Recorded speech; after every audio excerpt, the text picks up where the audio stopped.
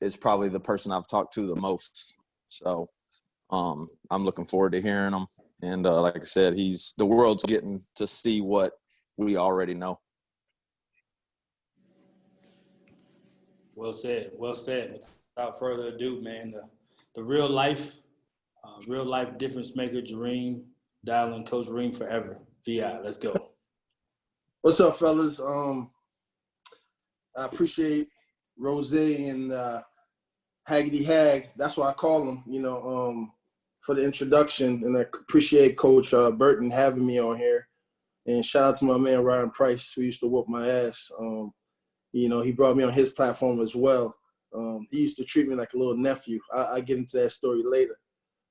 But I think we all have talked so much basketball on every Zoom call that I'm just going to take a different approach from basketball, because we've been X's and O's, sideline on the bounds, in the game situation.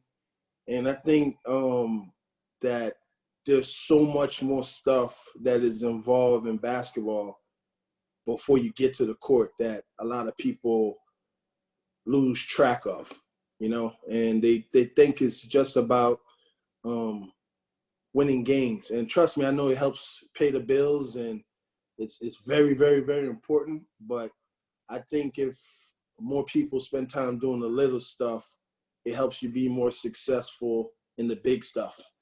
And again, like Coach Burton said, I'm from the Virgin Islands. I'm proud. I was born there. I was raised there. I left at the age of 15. Moved to Delaware, Wilmington, Delaware, with a host family. I was a big-time baseball player in the Virgin Islands, and my grades wasn't great. My mom stopped me from playing baseball, and I couldn't play baseball no more. It broke my heart, so I started playing basketball, which I wasn't really good at. But anything that I did, I worked hard, because I saw what my grandmother did on a daily basis, which was work hard at building a relationship with the people that she sold her goods to: mangoes, candy, peanuts, etc.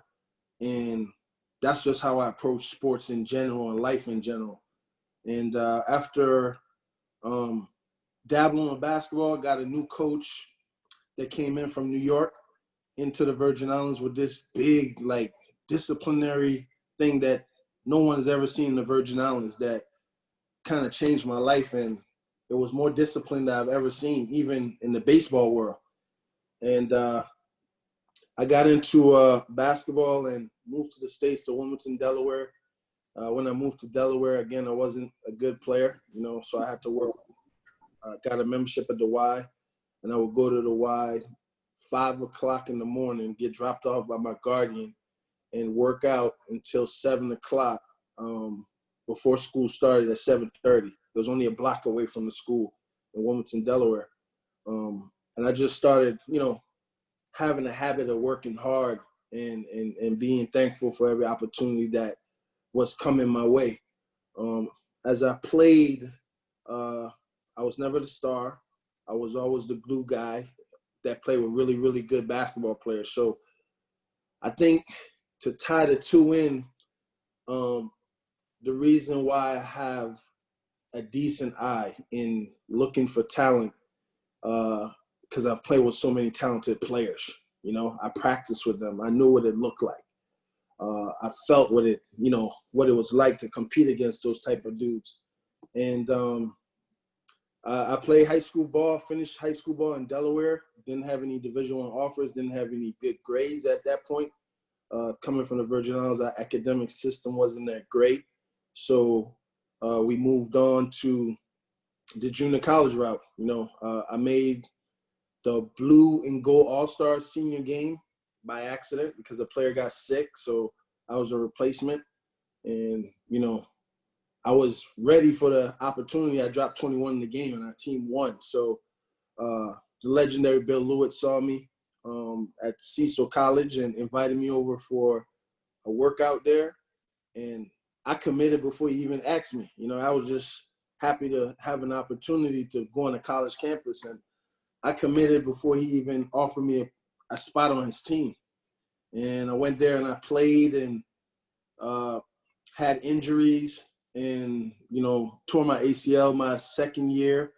One day before Greg Marshall, when he was the head coach at Winthrop, was coming to see me, I tore my ACL and, kind of set me back. And I learned a lot from the coaching aspect because I had to help Coach Lewitt with a lot of stuff behind the scenes, like how long he was in the office, making sure guys did their schoolwork and, following up with their parents about their behavior and how they're doing. And I was able to learn a lot that year that gave me an itch about coaching, but I got the most enjoyment from working with kids during our summer camp.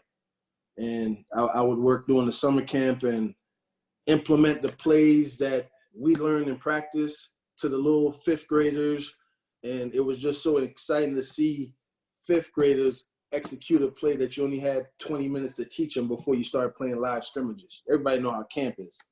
And finished up my career there and went on to UMES, where coaching really came to the forefront of my life, where I was like, if I can get into coaching, I can get bad people like the one that coached me my senior year out of coaching, because I know it's so hard to get into.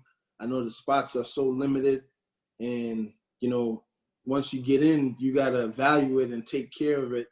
And if I could get in, maybe I could push him out, because I had a bad experience with him and my teammates did too. And my first official coaching win came in intramurals at a HBCU. Okay, it's rowdy. Everybody's excited, to watch the guys play. There actually were more people showing up to the intramural games than our actual college games because we were that bad of a team, So I got a chance to coach, and right after I was done playing at UMES, I cut my dreads, and I called up Coach Lew and I said I wanted to be a coach.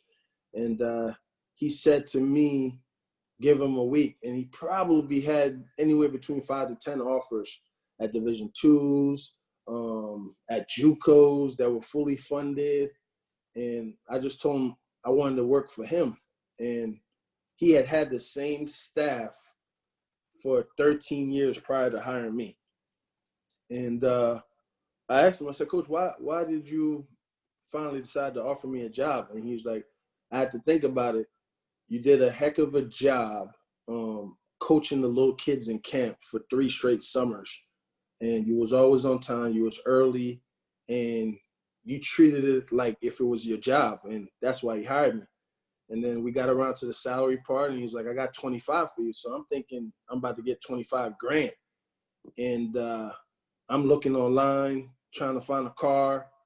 And come to find out, he's offering me 2,500. I'm like, I start scratching my head like, really? He was like, yeah, you're making half of what I make. I make 5,000. I was like, what? I was like, you make this job looks like you're getting paid $1 million. You do it with a smile every day on your face. So then once that happened, I was like, okay, cool. He's a bachelor at the time, and he has a 3-bedroom townhouse on a golf course. So I just know, all right, I'm going to take the 2,500.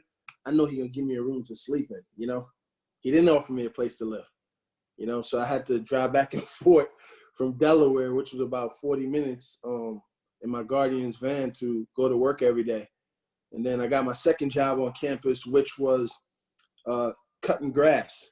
I was cutting grass on campus, and I would do that from 5 a.m. to 12 every day as a part-time job. So I was able to earn enough money to get my own place and be in Cecil County. I learned so much about coaching and people from Coach Lewitt that I wouldn't have it any other way, where I wasn't given a lot in the beginning, and everything that I had to work for. And we all got our different stories of how we've made it in this profession. And I respect everybody in their story. And the thing that made me thankful for going through the experience it made me appreciate the next opportunity even more because of what I started from. And Jason G, I don't know, I think he was at either Cleveland State or something like that. And he said, you know you're doing a good job when you're not worrying about how much money you're making, and each opportunity you get either doubles your pay or gives you a third more of what you were making from the previous job. And as my career continued to go, that pattern was right, you know, because I work hard and I treated people with respect.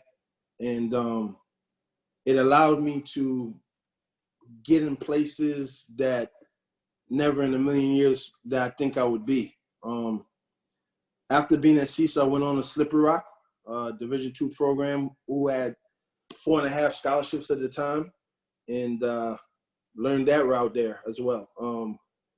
Coach won 20 games in the first year, had success, learned from somebody different, Kevin Reynolds, who's operations role as Texas A&M Corpus Christi now. He taught me a lot of the paperwork side as well as X's and O's side. He was an offensive genius. And I learned so much from him there that after a while, you know, he did the same thing what Coach Lewis did for me. It was like, you've done all you can do for here at this program. It's time to move you on to the next phase of your career, which I got a chance to work for Donnie Tyndall, who is a phenomenal basketball coach.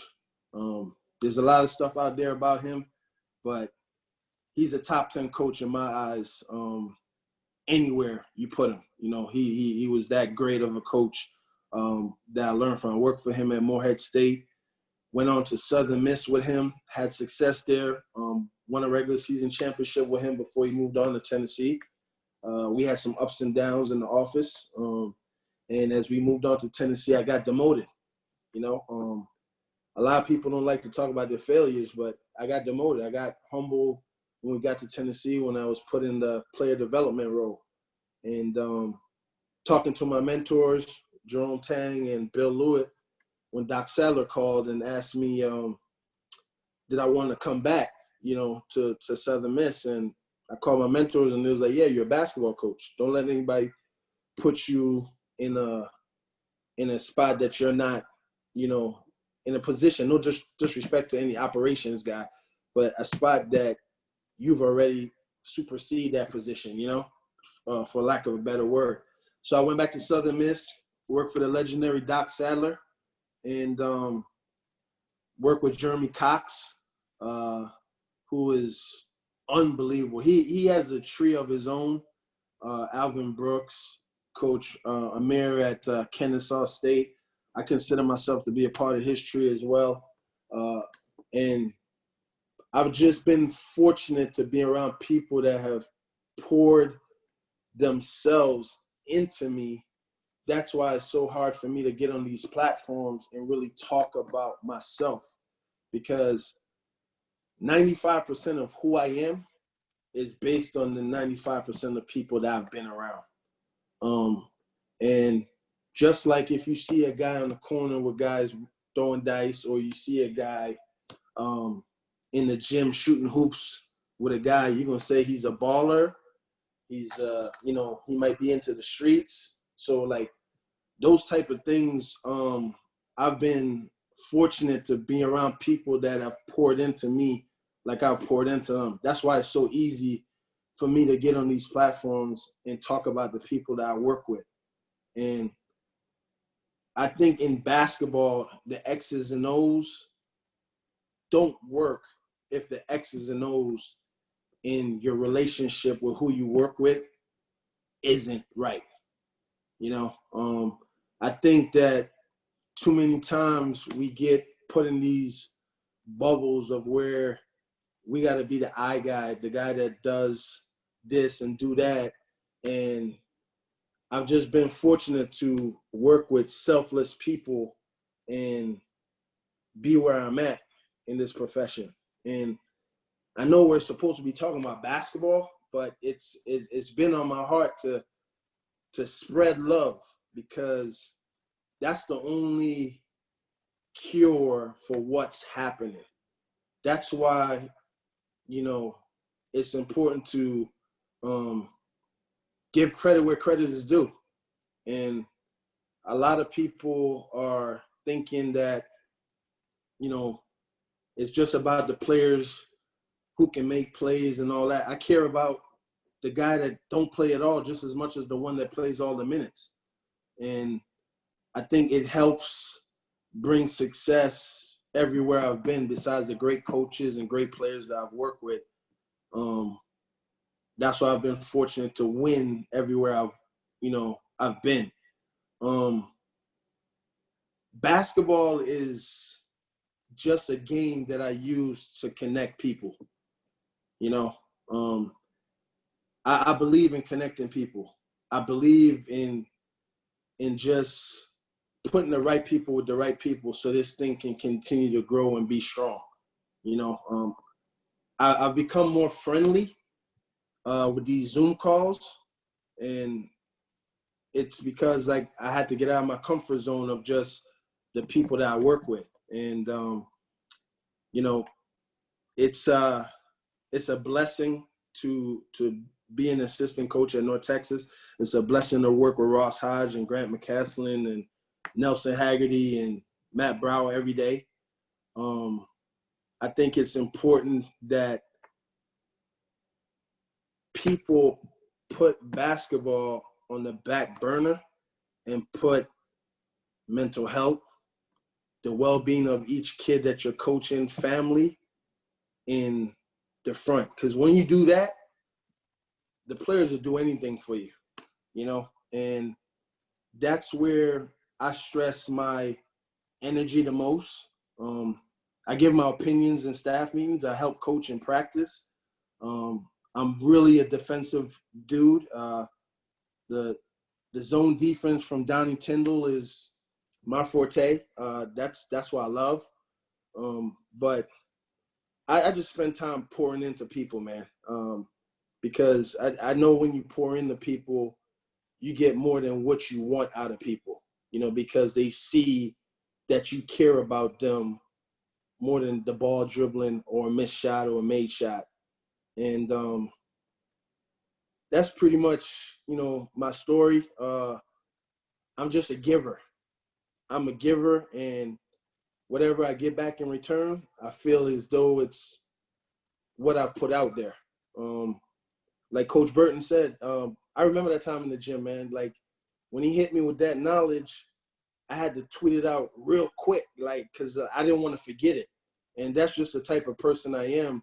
If I'm around somebody that I can learn from, whether it's a manager, a GA, a head coach, I learn from them, And I'm going to talk about this real quick because I think a lot of people don't talk about it.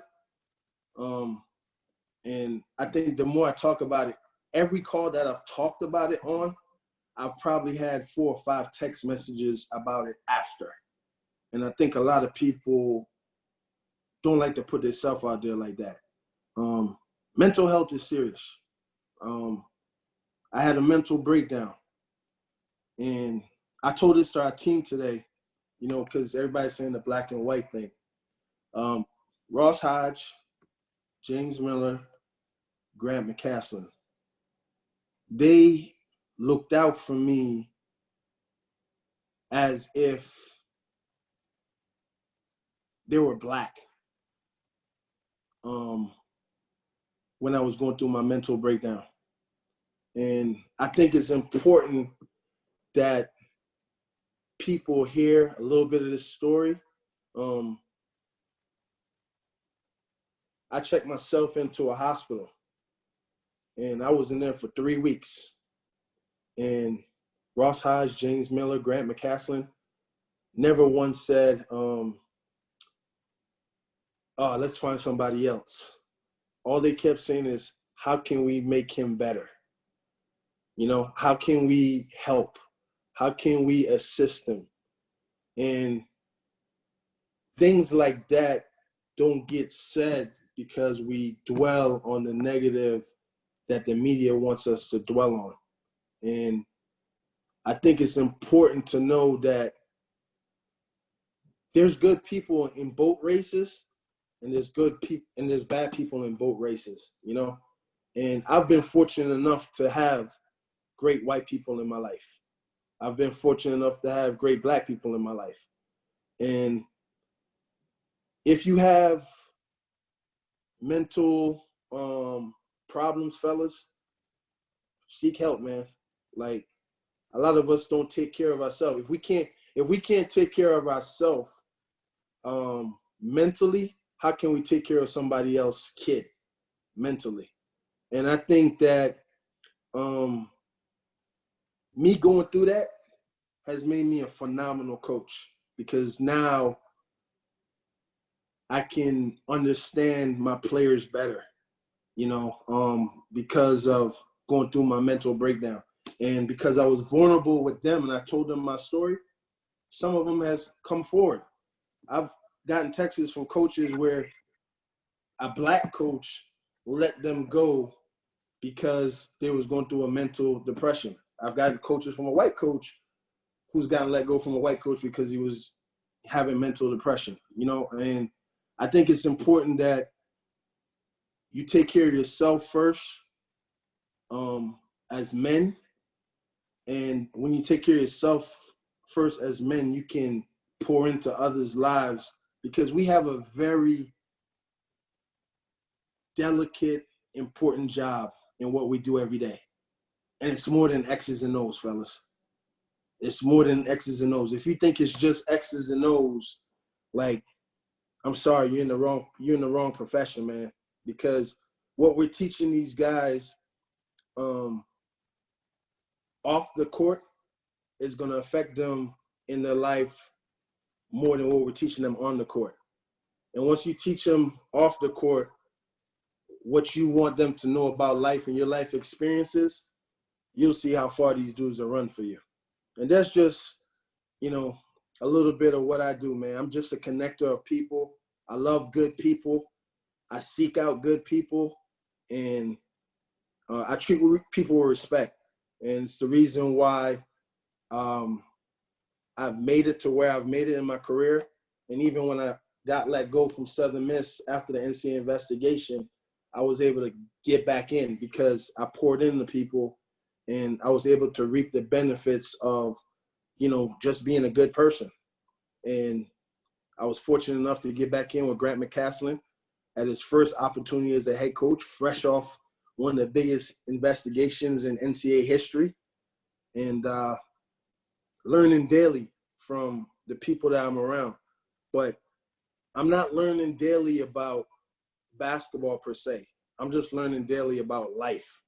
And that's my 2 cents, fellas. I know you want to hear X's and O's, but it was on my heart to speak about those things because we've had enough basketball on all these Zooms, fellas. You know, I really think we've had a lot of basketball in all these Zooms, and a lot of the same guys I've seen on a million Zooms, and you just got to pour into where you're at, man. To your coworkers, get to know them, love on them, they love on you, and the change will start to happen inward, and then it'll spread outward.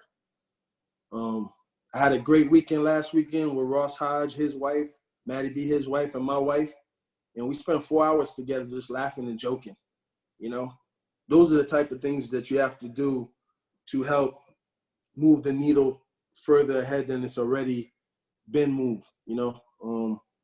And again, that's it, man. That was on my heart. You know, I know I was rambling all over the place, but I'm a freestyler. You know, I don't really like writing down stuff. I like whatever comes to my head, you know. And that was on my heart. Coach Burton, I appreciate you.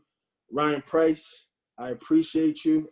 My coaching staff, I appreciate you. All the fellas I see on here getting better every day, I appreciate you. And I won't walk by you in public as if I don't know you, because I've seen enough of you guys now to where I know you and I actually shake your hand. Before I wouldn't do that, you know. But now I feel like we're Zoom family from all these Zooms. And That was on my heart, Coach Burton. That's all I got to say, man. That was big time. We'll open it up for questions. I'm sure everybody's got things they want to pick your brain on. I'll start it. First and foremost, thanks so much for your courage to be vulnerable, not only on this Zoom, but on others, because it definitely opens the door for more people to feel accepted. So I commend you for that. We all have some trying times in this business. Ryan's in my coaching tree. You know, I've seen him go through being in the business, being out of the business, and handling himself like a pro, and continue to encourage him all the way. He's done the same for me. So we all know how hard this profession can be. So I appreciate you covering some heavy topics. But I would like to ask you, what made you actually go into the hospital? Like, what made you not hold back and say, you know what, I'm good? Because the pressure of this industry makes you feel like you got to just go through it anyway, Reem. Let's be real. So the fact that you actually had enough courage and enough conviction to say, I'm checking in, I got to do it. Like, what made you tell us about that, if you don't mind? No problem, man. I'm happy that, you know, you're receptive to me using the platform to talk about it. Man, it was a lot going on, you know, and one of the things I learned so much from Ross. You're gonna hear me mention Ross' name a lot because we talk so much that it's not even basketball related. And I learned this probably a week ago. I didn't know one of the biggest stressors is moving. Okay, and we were moving from Arkansas State. And I'm being honest with you, fellas. I was nervous moving from Arkansas State coming to North Texas because I had the flashback of working hard for somebody and then get demoted at the next job. So that was an issue for me. The last time I had a job and we moved, I was like, man, is Coach Mack going to demote me? You know, because we moving to Texas. It's a different region. I've never been in Texas. So that was a kicker. And then at the time, my daughter's mom, I was trying to get her to move with me, and she refused to move with me. So that was added pressure, you know. And then the last piece that kind of made it just explode was when we got to North Texas, my little brother who committed suicide at Slip Rock, the colors were the same, green and white, the same scheme. So when I got to North Texas, I saw that, and it was the first time I saw green and white since leaving Slip Rock in that volume. And it just triggered me. I was going 3 and 4 days with no sleep. I checked myself into 12 different hospitals, you know, that nobody knew about because I thought something was wrong with me. And then I reached out to my guardian and I told her, I was like, I need help. And she was like, what you need help for? I said, I don't know, but I don't feel right. I don't feel like myself. And my foster brother, who you met in Mexico, big-time orthopedic doctor, one of the best in the world, top 10 in the world. He comes and picks me up, and he was like, yo, bro, I can't help you if you're not honest with me. You know, what's going on? Talk to me. What's going on? And I'm just rambling all over the place. And he was like, it still ain't making sense, you know? And, you know, to be candid, I said, you know what, bro, man, I think I might have AIDS or something, man, because I like being frustrated at my girl at the time, I kind of went on a spree. I'm being real. And he was like, what? So he set me up to get a test, all that stuff, pass the test, come back. So that's not the problem, you know? And finally, he said, I think you're depressed and you don't know that you're depressed and you don't know why you're depressed. And he was like, I got a solution, but you got to trust me on it. And he's like, come with me. Went to the hospital. Did a blood work. You know, I just thought it was going to be a routine checkup. Next thing you know, they came in. They strapped me down. So I'm like, what the heck is going on? And take me to this hospital. And there's normal people, doctors, lawyers, judges, people who've lost their kids and all that in the hospital, like screaming and going crazy. So the first 3 days that I'm in there, I do every seminar in there to work on myself. And one thing I didn't know about going checking yourself into a mental hospital is that you can voluntarily check yourself out whenever you want. You know, you don't have to stay in there. So I called my brother. I'm like, yo, I'm good, man. I'm good. I'm ready to go. I got out and I collapsed even harder than the first time I went back in. And the second time I went back in, I asked him to go in because I was ready to fix myself. And what I realized is that I was pouring so much into the game of basketball and everything that was resulted of work and results that I forgot to take care of myself. So after being in there, I realized how weak I was mentally.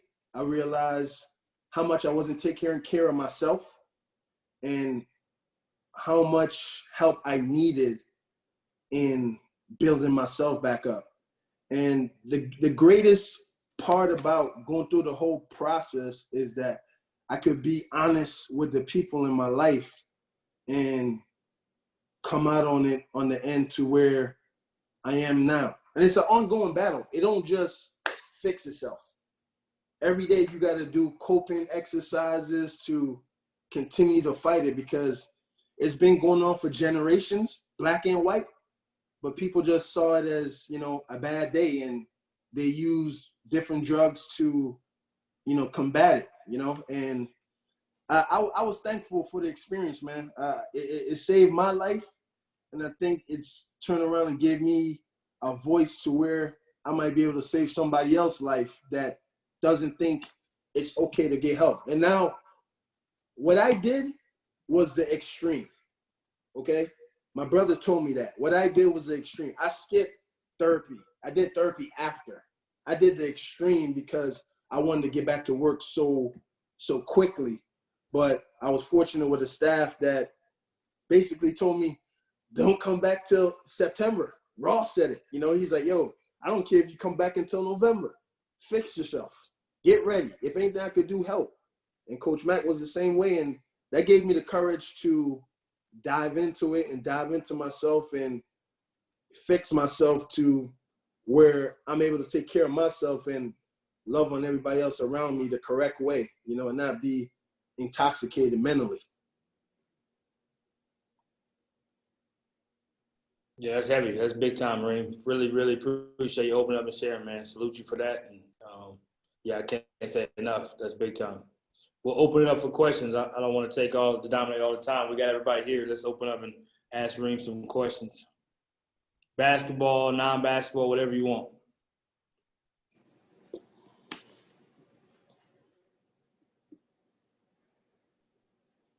Hey, Reem, I just want to say, thank you for opening up, man. That was much appreciated and I think needed to be said. And Coach B, is crazy how God works, man, because I got a similar message. It's crazy that you got us both on the call today. So I'm looking forward to it. But thank you, Reem, for opening up. Welcome, man. Hey, Jareem, what's going on, brother? What's up, man? What's going on, man? Yo, I really appreciate that story, man. I can identify with a lot of those things, brother. It takes a real strong man to come out and share those kind of things with people, man, because it helps everybody grow, bro. Love you, man.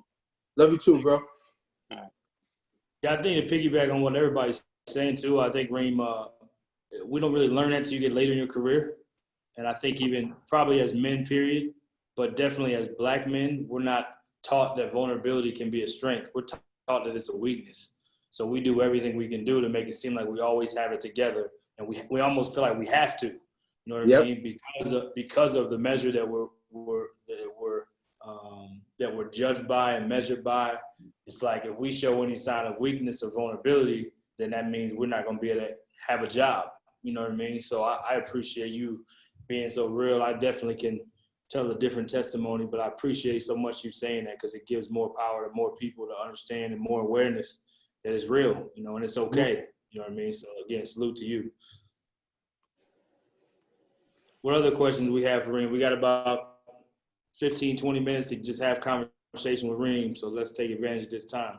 I know you didn't get on here just to watch, so please engage with I our guests. didn't come on here to watch. I'm gonna ask him something.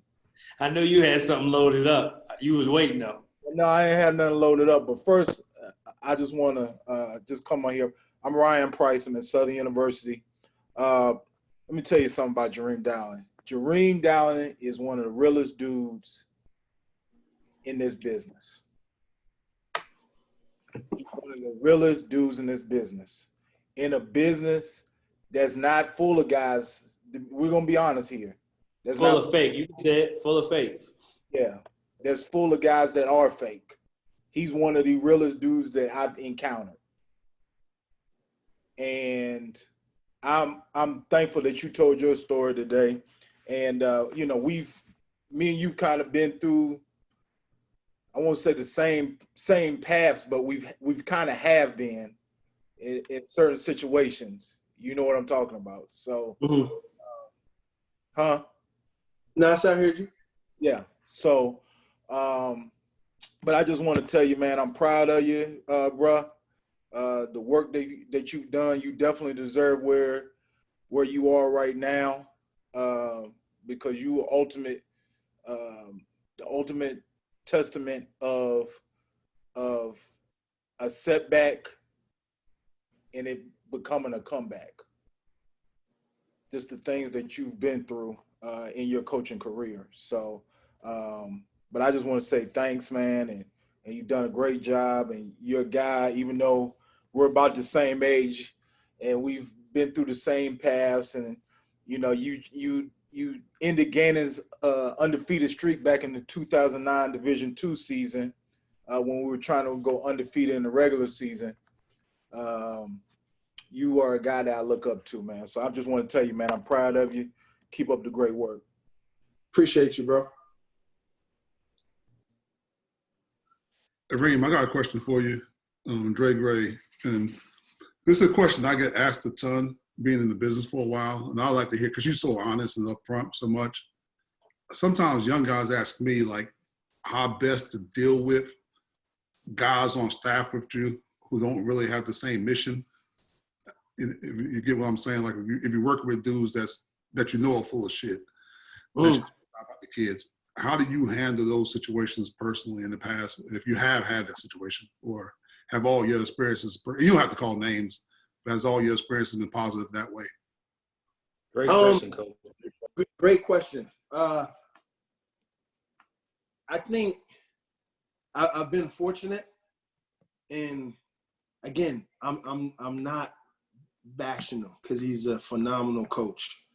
But part of the reason I got demoted going to Tennessee with Donnie Tyndall is because I didn't allow him to do certain things, you know? And I just think if you stand up for what you believe in and people realize that you're a no-nonsense guy in a respectable way, because we're all men.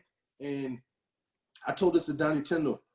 I respect you as a man, and you got to respect me as a man. And when you take that respect away from our relationship, then it's going to be handled differently. And I think to tell a young guy is he got to figure out the lay of the land, what the makeup is of the entire staff, and he got to pull that person to the side and tell him, like, yo, I don't think this is right what you're doing, you know? And you do it privately first, and if that doesn't work, then you might have to call him out, not publicly like on social media, but publicly in front of the staff.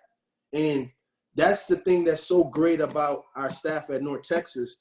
It's been several times Ross didn't like some stuff I said, or I didn't like some stuff he said, and we confronted each other about it, and it was squash. And we don't hold grudges. But too many times I feel like guys let stuff build up, and it causes more turmoil on the staff than your players have in the locker room. And that's an issue, you know. But I've been fortunate, man, to work with some great dudes, man. Adam Howard, you know, another great dude I've worked with. Jeremy Cox, James Miller. I've been blessed, man. And the only person I ever had an encounter with where I had to like check him and go at him was Donnie Tyndall. Other than that, Grant McCaslin, Doc Seller, Bill Lewitt, Kevin Reynolds, they've always been about the right thing. So I've been blessed to be in the right place at the right time. Thanks, Coach. Appreciate it. Coach, this is Riley Conroy at Southeastern Louisiana. Just thank you so much for everything you said. It's great to hear it from not only a person but also a coach as well. But my question to you would be, now that you've gone through it and have struggled and came out on top and have accepted who you are as a person, do you think that's allowed you to better identify potential mental health issues with other coaches, players, different people in different departments, and almost be now a teacher and a guide for other people? Yeah, but I'm not a professional. Mm-hmm. I'm not a professional. When I first came out of the hospital, like the final time, and I like took a deep breath and I was like walking, it kind of was like a movie. Like I was like, man, there's so many people battling inside things in their head that like it's just scary, and I think it helps me understand players a little bit better and give them a little bit leeway, because there's so much that goes into how a person acts, and you don't know what's a trigger for somebody. Something simple for you could be a trigger to somebody else. And it's allowed me to be more patient. And Ross Hodge and my brother, Dr. Charles Tolson, they both told me the same thing like a month apart. They said, I'm jealous of you because you got help, and 99% of us have something wrong with us, but we don't know what it is, So we can't like make strides to combat it, So I always just open up to my players, man, and I tell them all the time, and they look at me like I'm crazy because they see me running around laughing and having fun, that they think everything is all right. And I tell them, nah, everything is not all right, all the time. So it allows me to be vulnerable to people, and then it gets people to turn around and be vulnerable with themselves, even if they're not with me. They might reach out to somebody else for help. And that's the biggest thing I'm trying to do with my platform, besides winning championships, and helping kids graduate, is let people know it's okay to need help.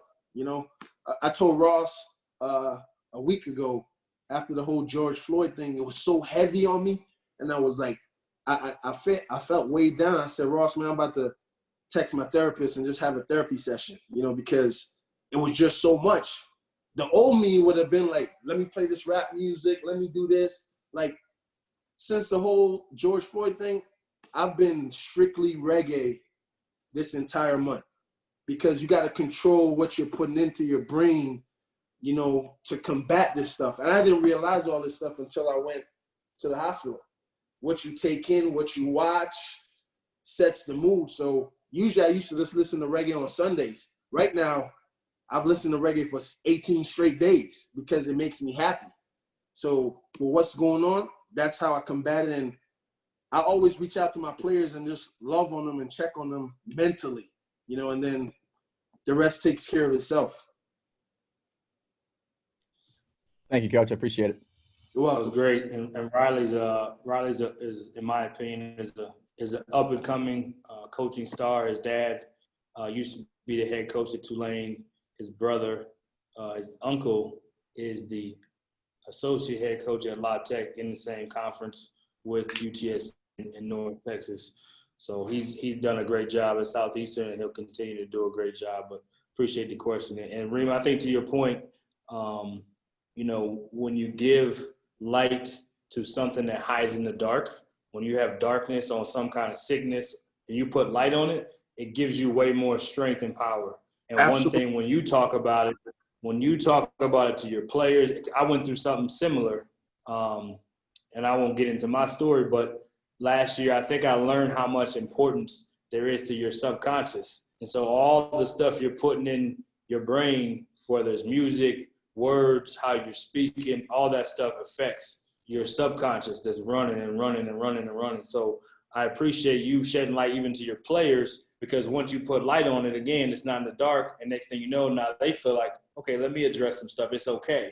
So again, commend you for all of those things. We'll take two more, and then we'll switch to Coach Chris over at Centenary.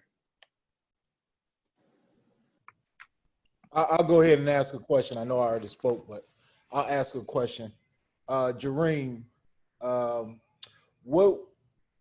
what have you learned from the time when you left Southern Miss with Doc Sadler, and you had that year as a prep school coach? What have you learned since then?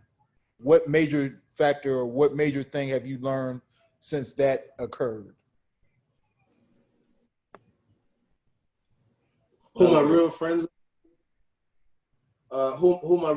are, and learned that you didn't have to live in the office for 12 hours a day to get your job done.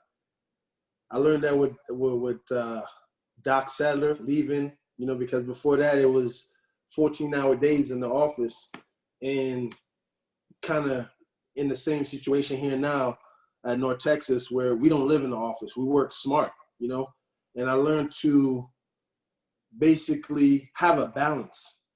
That's the biggest thing that Coach Mack and Ross Hodge especially preaches, is having a balance. And I think all of us as coaches, I'm talking to everybody here, we spend a lot of time in basketball because I know it helps feed our family, but you got to have balance, bros. I'm telling you got to have balance, because if you don't have balance, it can come all crashing down one time. And that's the biggest thing I learned, is having balance.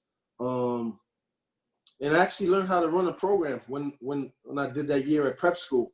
I learned how to run a program. Everything that I've learned up until that point has allowed me to have a really successful year in that 1 year coaching prep school, and just have a greater appreciation for the man that's sitting in the big chair, because up until then, I really didn't have that pressure like that per se, of being in the first chair, and everything is predicated on what I thought, so it just made me appreciate head coaches more, and it made me realize that you have to have a balance in the game of basketball. That's the biggest thing that I've learned from Doc Sadler until now.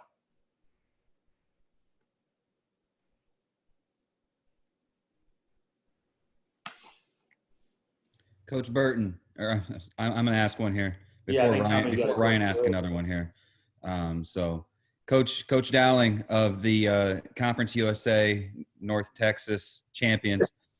So you talk about your Now mentors. we're talking. You talk about your you talk about your mentors and how much they meant to you, and obviously, Coach Tang and those guys. What are things that you take from them daily, and as you go through your career, how much do you lean on those guys, and really just not just daily, but just like outside of basketball, in basketball, everything like that? How much do you lean on those guys with that? I lean on them a lot, man. I lean on Coach Tang, Bill Lewitt, Ross Hodge, who's a bigger brother to me. I can't call him a mentor. He just, because he's only a year older than me, but he's a bigger brother to me. I lean on them for a lot of decisions outside of basketball. I talked to Ross about finances, about saving money, building the house. Coach Tang married me and my wife in my living room right here. This living room right here, we got married right in here. Oh, wow. Yeah, that should tell you what Coach Tang means to me. And anytime I have a dispute with my wife, Coach Tang is the referee. Bill Lewitt is a mentor to me. He will always be, because he helped me get into this profession. And I lean on them every day. I probably spend between all those guys, Ross Hodge, Jerome Tang, Adam Howard in there, and Bill Lewis, I probably spend 20 hours a week talking to those dudes. A week, like seriously. And again, it goes back to the people you surround yourself with, and that's why I brag about them, because they help mold me every day to be who I am. I'm only who I am because of the people around me, you know? As a follow-up to that, do you think that's changed since you were a younger coach to now? Like, do you think like when you were a younger coach, it was more you're trying to get advice on basketball stuff and everything like that, and it's changed now more to stuff outside of basketball? That's a heck of a question. Yeah, only because when I was coming up, the coaches were young like me, so they didn't have as much experience to give me knowledge like a Jeremy Cox did, you know? One of my boys, JT Burton, told me last night, that's another one of my great friends and brother. He told me last night that he's been my age before, but I've never been his age. So that stuck to me last night when he told me that, and that's why I lean on those guys. It's kind of like Michael Jordan in the documentary. He hung out with a lot of older people, and it helped keep him grounded and understand life at a slower pace. And I think that's what Ross Hodge, Jerome Tang, Adam Howard, Nelson Haggerty, Matt Brown, they do for me. They help me slow down life and really get the picture of what's going on, you know? And I think that's just important, man. And again, fellas, like, mental health is serious. Don't be ashamed of it. Like Coach Burton said, you can come back from it, especially if you're around the good people. And just have a balance, man. Have a balance, because you gotta be around for your kids, and you wanna meet your future grandkids, you know. And once the players know that you're vulnerable and you're like them and have made mistakes like them, they'll do anything for you, man. You know. And what was the word that Fran Fraschilla used on Be Ready about network? I forgot what he called it. Basically, a group of people, your board of directors. I challenge everybody to write down your board of directors. And what that means is the people that you call and talk to anything, basketball, life, relationship problems. You need a board of directors to be successful in life. And I've had an unbelievable board of directors in my lifetime, you know, and I'm willing to do the same to others now, you know, because of what my board of directors have done for me. Thanks, Coach. And I think, too, to add to what you said, and great questions, Tommy, as always, representing Lamar, Take Price family, let's go. But I think, Reem, what you talked about, too, with your players, it helps you establish not only credibility, but just a trust, you know. I think it establishes a realness of like, you're not on this pedestal talking down to me. Like, it's more like I can trust you because I feel like you've been where I've been. We can see each other the same way. And I think sometimes as coaches, we have this position that says coach, and we want to, and it makes you almost talk down in a sense because you are superior to them. But when you have that vulnerability, it allows you to be on the same level. And now, yes, you lead me, but I'm willing to follow you and I trust you. You have credibility with me. So I think that again, that's powerful. I think, Derek, do you think you had a question? Yeah, Coach. Derek Brooks, United States Merchant Marine Academy. When you're out and you see a young black coach, do you go out of your way to engage him and share your knowledge and share your story? Or do you kind of, if you don't know him, do you kind of keep to yourself? That's a great question. The how you say it, Corona, because that's before Corona, right? Pre-Corona. Yeah. Pre-Corona Reem will go about his business. Post-Corona Reem, gonna do more of that, you know? And that's one of the things that I'm learning is that I gotta give more, you know? Not just in my circle, but I gotta give more. And I've had more young dudes reach out to me, and I've become a mentor to them. And I don't know if I would still go out my way to shake people's hand, or to introduce. But if somebody came up to me, I would talk to them. I would talk to them, unlike before Corona.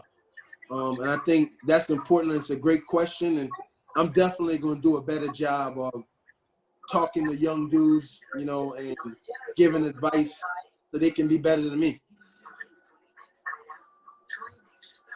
Good question, DB. I got one last for you before you switch gears. So those of us that follow you, we know your motor, right? We know you're always kind of making things happen. You're always being productive. How do you balance your time when it comes to recruiting, coaching, mentoring, connecting with your players? I know it's a natural thing for you to do, but everything that you have on your plate, being physically fit, being a husband, how do you manage that? And do you have a process, I guess, to making sure you're your best self before you go help and take care and give to everyone else? Yeah. Man, that's a good one.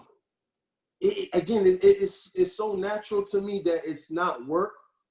But I'm just honest with my inner circle every day, where I can bounce something off of Ross, bounce something off of Coach Tang, Coach Lewitt, tell my wife I'm not feeling good today, and she might say something to help me get going. Because every day is not a great day. I mean, probably 2 days out of the week, I don't want to get out of bed, But my wife will call me like 10 times and say, get your ass out of bed, And it's just the people around me that helps me keep going and not get exhausted, especially now that I've slowed things down in my mind mentally, and gotten a grip of myself mentally. I'm able to have the stamina to balance everything, because when I post something, 75% of the time a recruit responds to it. So that's my interaction with them, and I might call them once every 2 weeks, because we're going to run out of stuff to talk. Kids like to text nowadays. So I text with them more than I call them. And I have group texts with my players, current players, past players. And I just send out a mass text. Everybody good? And they'll respond back if they good in the group text. If not, they text me separately, and then I might call and be like, yo, what's wrong? What's happening? What's going on? So I like to do the Virgin Islands way of we like to use fishing nets. When we throw out fishing nets, instead of out there with one line, we throw out, and we like to get a lot. So my group texts are like fishing nets to see if anybody needs help, and I'll pull them in and help them out, No, that's good. I just know sometimes as a giver, when you're always giving and giving and giving, it's like, how are you making sure you're recharged and you're filled up? So no, that's awesome. AB. Well, thanks. Go ahead. Right. Can I chime in on that last part just from a observer? No, you can't. No, you can't. Okay. Please. One thing that I've noticed, as because we're going on year 5 now, which is crazy, a 5-year relationship. And I saw Reem posted a celebration of y'all's relationship. Yeah, our friend anniversary. But he, one of the areas that he's grown so much in, and he's grown so much in so many different areas. But one thing early on, and I think this has kind of been his central message to everybody today. Like like when we first met, he had 2 phones, and them things were going. I'm talking about like at a unbelievable rate, and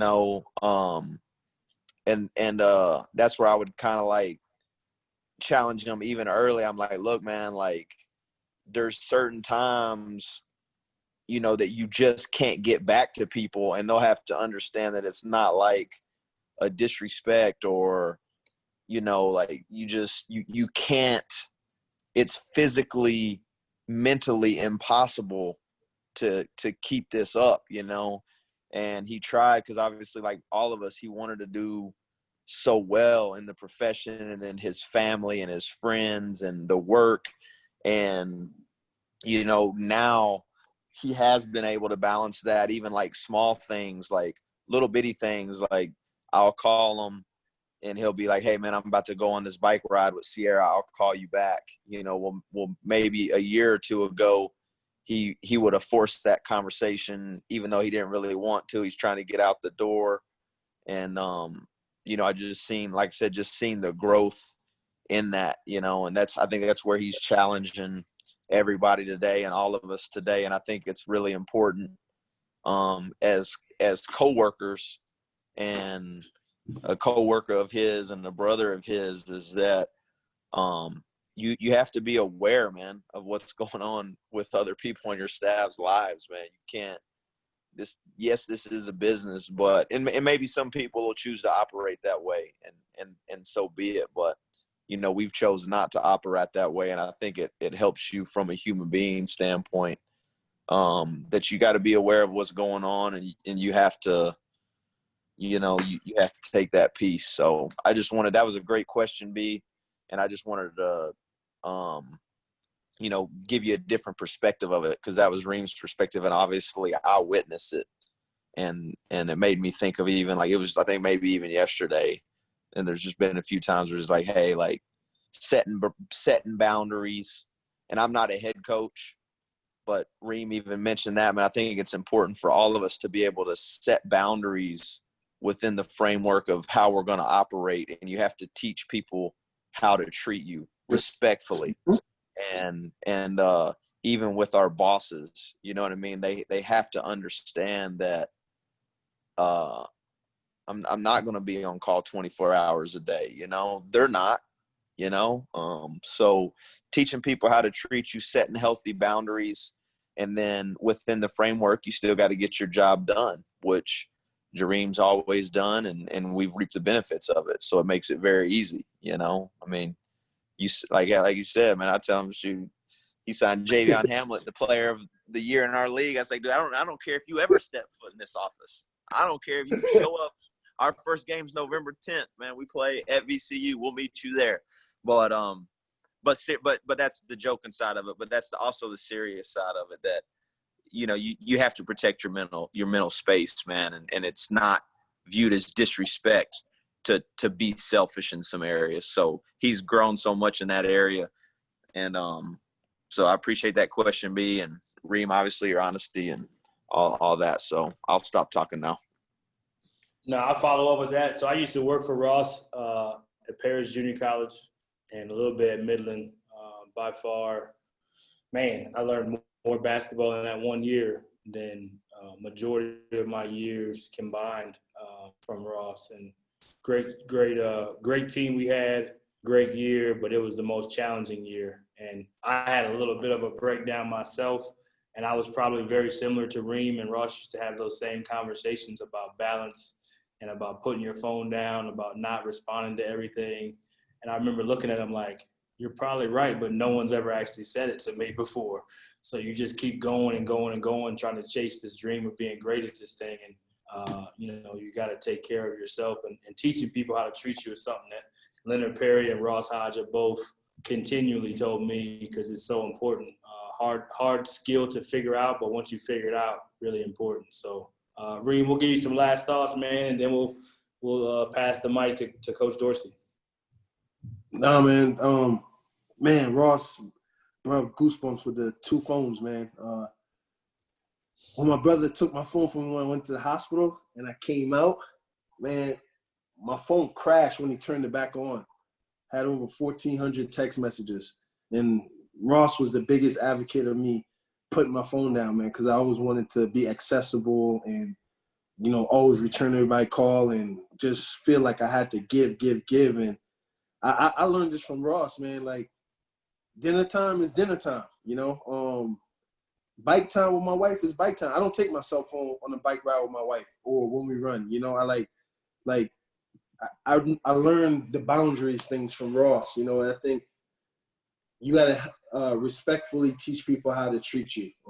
And Ross has taught that, and it's good to love your staff, man. It's good to love the people that you work with, man. You spend as much time or even more time with them than you do your own family. So why not pour into those people that you work with in a real relationship and enjoy the process and the journey, you know? It'd be hard for me, I'll be honest. It'd be hard for me to leave working with Ross Shamar. It'll be hard. Like, you could throw a truck of money. It'd be hard. You know, it'll be a lot of contemplating and stuff like that. Like, I'm relationship driven and culture driven with a staff more than I am money driven in this profession. And just pour into the people who you're around, fellas, and be genuine about it. And you'll have fun, man. You'll have fun in this process that we get to do every single day, which is travel the world and coach basketball, you know. Coach Burton, thanks again for having me on. Absolutely. And fellas, I mean, reach out. You know, I might not reach back right away, but I'm gonna get back to you. You know what I mean? So, anybody want to talk about anything? Put your stuff in the chat if you don't mind, Reem, and I'll just say this last thing about Reem. We appreciate today, Reem. You started a ripple effect today by opening up. Hopefully that will help somebody else open up, which will help somebody else open up. And you also helped talk about balance and how we treat people and loving people. And hopefully that ripple effect will continue that you helped start today, man. So salute to you again. So yeah, coach is gonna put his stuff in the chat, and so our next guest, our next speaker, have just now gotten to know during this COVID-19. I was able to go home from Indiana from IUPUI right before spring break, probably a couple of days before, in my alma mater. I played at St. Edward's in Austin. I also played at UT Dallas, and I was fortunate to be on Coach Butterfield's first championship team he ever had at UT Dallas. Chopped it up with him when I came home. He said, hey, we're in an NCAA tournament. We host. Come by. I got free tickets for you. And naturally, I was like, okay, let me go show love to my alma mater. So I'll go watch them play 2 nights in a row. And my older brother actually played at Centenary College when it was Division I for 2 years for Bill Kennedy, who just retired from A&M. And so I had great memories of the Gold Dome in Centenary, Shreveport, Louisiana, because my brother went there. And it just so happened that Centenary was playing against UT Dallas, which is my old team versus my older brother's old team. So I'm calling my brother, kind of talking trash to him, like, man, who you think he's going to win, man? So it was good times, but it was really cool for me to see a head coach that was a black head coach at Centenary in the NCAA tournament, and then watching him coach, man, I was really impressed with how his team played, with how they carried themselves, with his energy, his communication, the discipline and the freedom that they played with. And I just told my wife, she was with me, and I said, I got to reach out to him at some point and get to know who this brother is, because he's doing a heck of a job at a difficult situation. So during this pandemic, obviously we all have had extra time on our hands, and I just took the time out to reach out to coach, say hello, introduce myself, tell him how great of a job I saw him do, and commend him for winning a championship, again, at a place that's not an easy place to win at all. And I just slowly have gotten to know him. So excited to have him on. Those of you that are on social media, he's definitely a guy who's always X-ing and getting on board or getting on the film. And I jokingly, when we made the graphic for this today, this webinar, I jokingly put him with the shirt on that said more than a recruiter, because so oftentimes we do get put in the box that, hey, he's a recruiter. He's a recruiter. And this guy can really coach basketball. He's passionate about it. He loves it. And I'm excited for him to share with us today whatever he wants to share. Cool, man. Appreciate it, Coach B. And yeah, man, it's been great getting to know you the last month and a half or so. And I appreciate you reaching out to me, man. And Coach Reem, heck of a job, man. You really touched me in your talk, you know, and some of those things definitely hit home. But I'm gonna take a similar route. I'm gonna say this one last thing about Coach Dorsey. So I played Division II and Division III. So the connection we had and the appreciation he had for me playing Division III, he's like, man, you're Division I assistant, blah blah blah.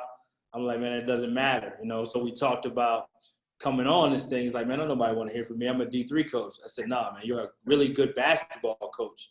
Don't get that level stuff twisted. You know what I mean? Don't let them labels get stuck in your head. You can coach at any level. So I want to make sure I say that before he gets going. I don't care what level he's at. This dude, if he had an opportunity to coach at another level, he'd win there too. So anyway. Yeah, I appreciate that, man. Because I know a couple of weeks ago you had some NBA guys on here, and I'm like, man, I'm just a little D3, you know. But I appreciate you having me on, and I'm gonna take a similar but little different route than Coach Ream. I'm gonna go ahead and share my screen if that's cool.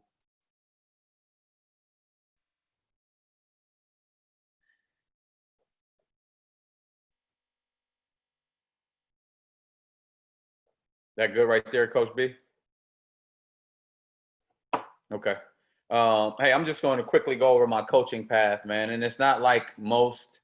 I haven't been at many places, but I have been coaching for about 12 years. You know, my first stop was at a Division III. I was an assistant coach at Daniel Webster College, which is in New Hampshire. And I got hired there, and you know, the coach that hired me, you know, one of the first questions he asked me was, you know, what type of long-term goals do you have?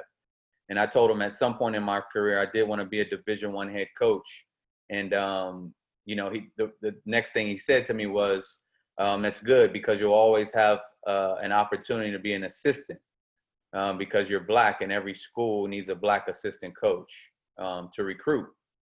And at the time, this was my first coaching job. I had no idea why he said that or what that meant. And this was back in 2008. I had no idea. You know, but then he followed with that and said, but you're going to do more than just recruiting. And I'm going to teach you how to be a great coach.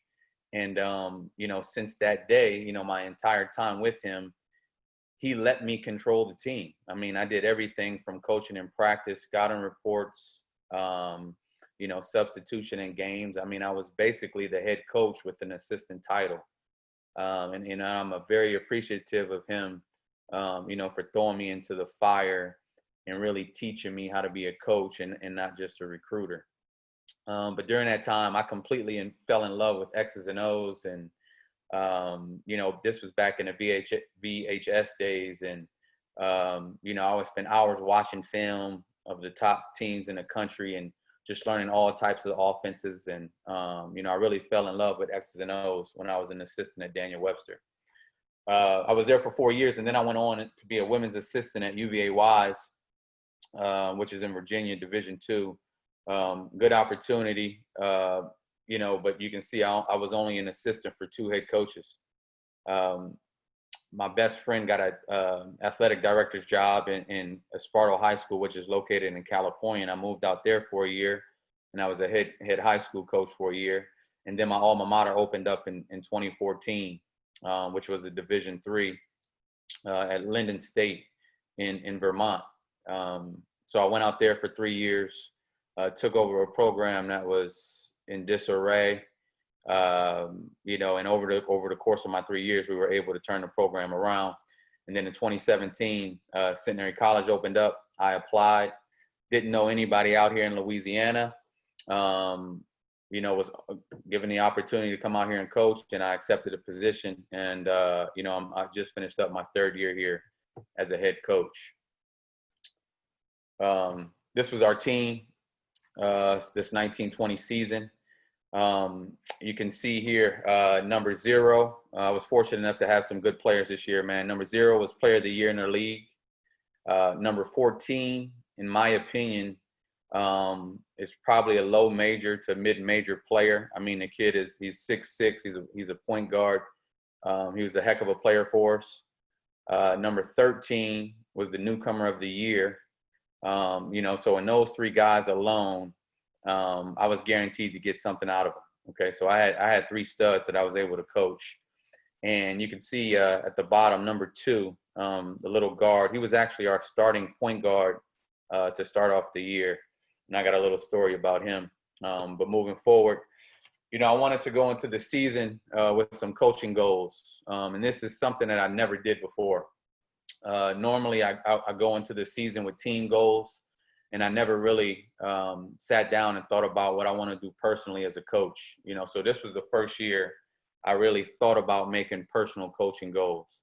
The first goal is I wanted to be authentic. You know, as an assistant, it was easy to be authentic. I could be myself. But the moment I became a head coach, I was trying to be the coaches that I worked for in the past. And, you know, for 5 seasons, it just didn't feel right. You know, I just felt incomplete as a coach. So going into this previous year, I really wanted to be authentic. And then the second thing is I wanted to be a better teacher. You know, I really wanted to reach out to every single one of my players and be the best teacher I could be. I really take pride in teaching the game in X's and O's, but I just wanted to be a great teacher of the game. The third thing I wanted to do is have patience. You know, I'm sure every coach says this, but it's really hard to implement, you know, and this was a big weakness of mine, is to have patience, being a better teacher, and I just wanted to be a better person and teacher to my players.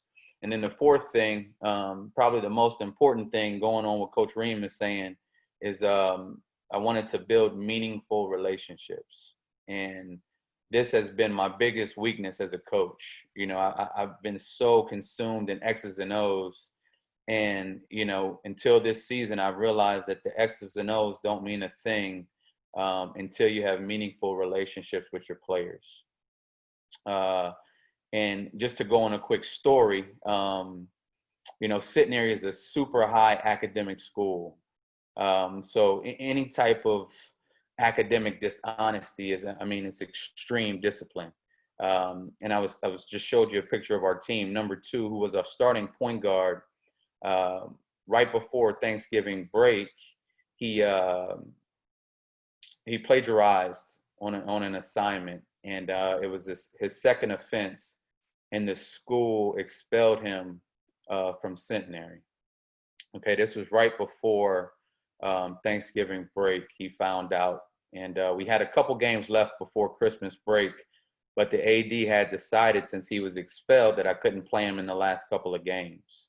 Okay, so we go home over Christmas break, and 2 days before Christmas, the kid committed suicide. And I had no idea. You know, I coached him for 2 years, and I had no idea that this kid suffered from depression. He showed no signs ever. So coachable.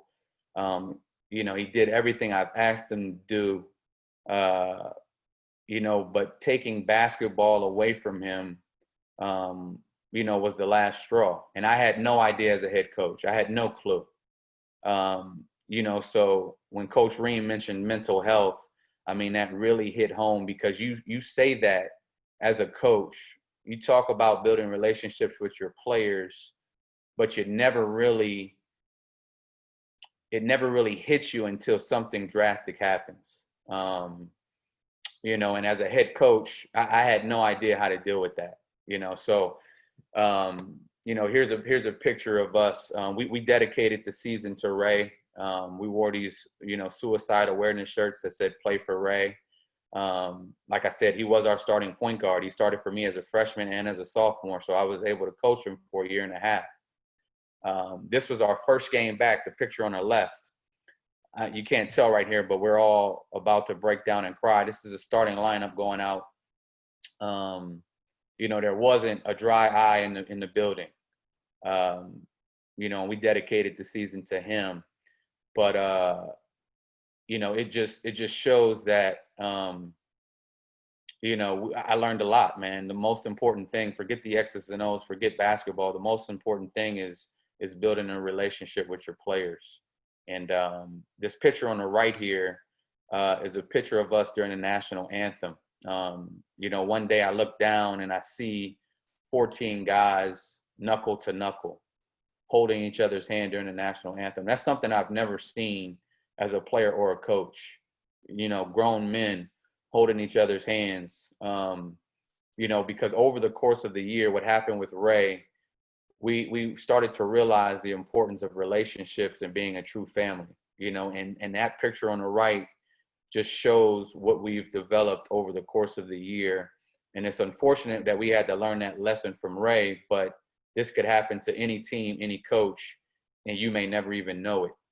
So I don't know if you'll get any value of my X's and O's, but the one thing, from Coach Ream and myself, I think the most important thing that we can do as coaches is develop meaningful relationships with our players. Kind of switching gears here now, going into just some quick X's and O's. Our program identity, the first meeting, September 26th with my team, this is the first thing I said to them, is that no man can become rich without first enriching others. And this has nothing to do with wealth, but everything to do with service. Our entire program, our identity is structured completely around making our teammates better. And the one thing that I wanted people to say about our program when they watched us play is like, wow, those guys play for each other. So we took every single day with this quote, and we lived it. Like, we lived serving each other and being the best teammates that we could possibly be. This was the first thing that I said to my team before the season started. And this was the last thing I said to them before going out to our conference championship. So it's big time for our program. It's just who we are. And it kind of goes into our system, our offensive system, which I just call it no huddle, no call offense. And I'll dive into that real quick. So the no huddle is basically, man, just transition. I'm probably not going to show you or tell you anything you guys haven't seen before. But this is just what we do at Centenary. Our pace is really important to us. We want to play fast, but not in a hurry. You can see this picture right here. This is going out before the game. All I wrote was run, man. That's just what we want to do. We want to play super fast. We want to think attack, pass, attack. So we first want to take that thing coast to coast if we can. If someone cuts us off, we'll pass it up ahead. But then once we pass it up ahead, that next guy is thinking attack. Our goal is to score with 8 seconds or less. Like, that's what we want to do. We want to take the first great shot, whatever that is, and that term great shot, that's different for every player. And each player knows what a great shot is for them. But we do want to take the first great shot within 8 seconds. In our minds, we were thinking layup, corner three, or extra. Okay, that's it. You'll see in a couple in the footage here. I'm not against mid-range shots. I know a lot of coaches, they have the analytics and all those things and numbers and stuff and percentages. I just tell my guys to shoot the shot that feels good. If it feels good to you and you work on it every day, and I believe you're going to make it, you can take it. So we think layup, corner three, extra, and some guys take the mid-range jump shot. So I could show you some footage right here. Again, this is just what we do. Okay. Our transition actually starts on defense. Our goal is to have one contested shot, whatever that shot is. We're not worried about deflections and steals and stuff like that. I mean, good teams, it's going to be hard to stop. So we just want to contest every shot. Okay, we do rim run and our trailer rim runs. Okay, here's a clip of hitting our second trailer rim run into the basket. Contested shot right here. Okay, what we focus on, we don't outlet it to our point guard. So right here is our point guard. This is our 6'6" guy. He can push it. We allow all 5 players to push the ball, and we work on it every day. And I kind of recruit in that way as well.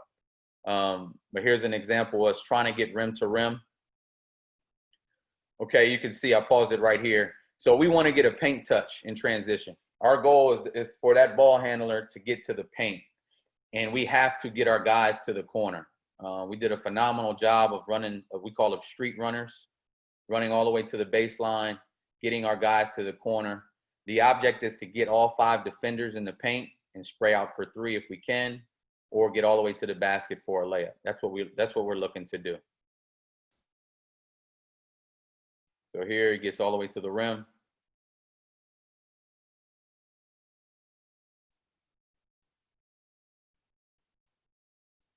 Okay, here again, I'll pause it. You can see our spacing is pretty good. This is just 3v3. Our point guard is breaking our guy down the middle.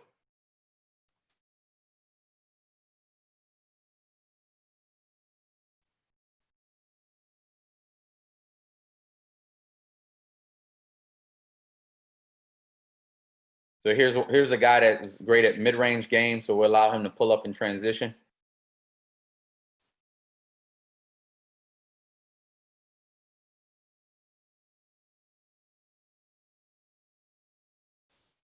Okay, we really don't want to do this cross lane pass here.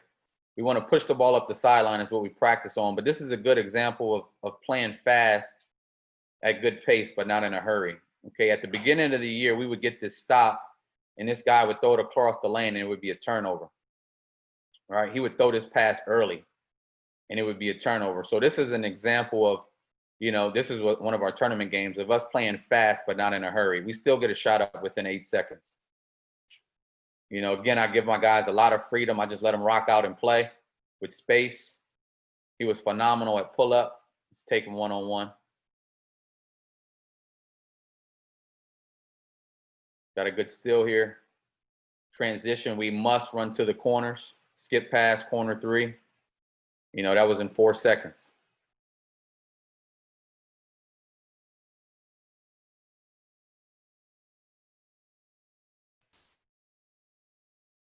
Okay, one thing that we do, coach, is that we rather run out first and then up. I know a lot of coaches say the first 3 steps.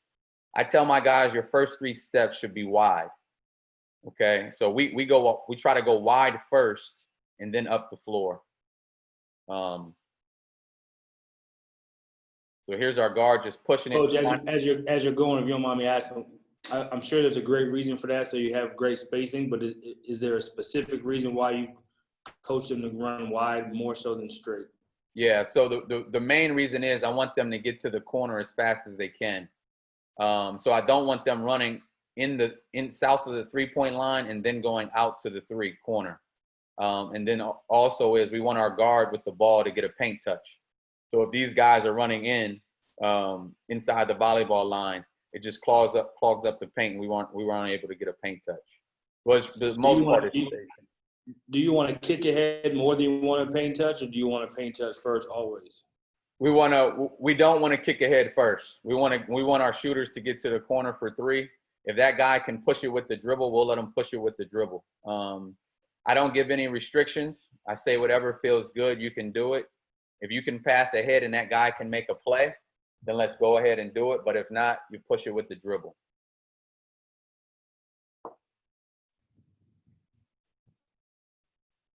There we go to paint touch. Kick out corner 3. Okay, so we're thinking layup, corner 3, extra. Here's an example, extra pass to the corner.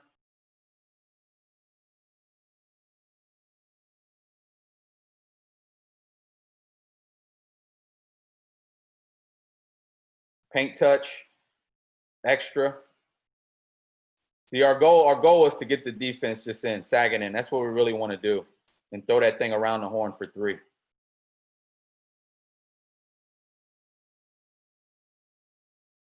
So we got 5 defenders in the paint.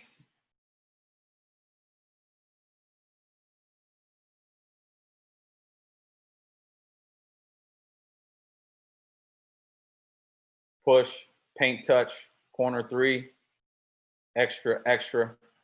I want to show you this clip right here. Now I give my 5s freedom to either go 4 out or 5 out.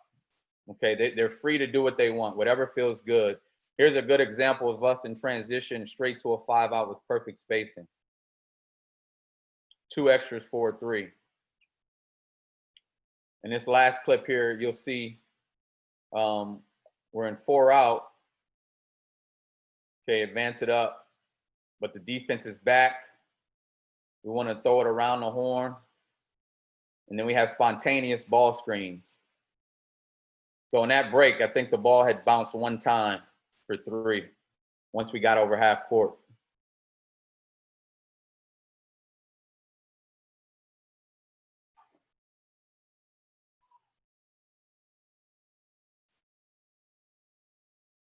And that's basically what we want to do for, in transition. Okay.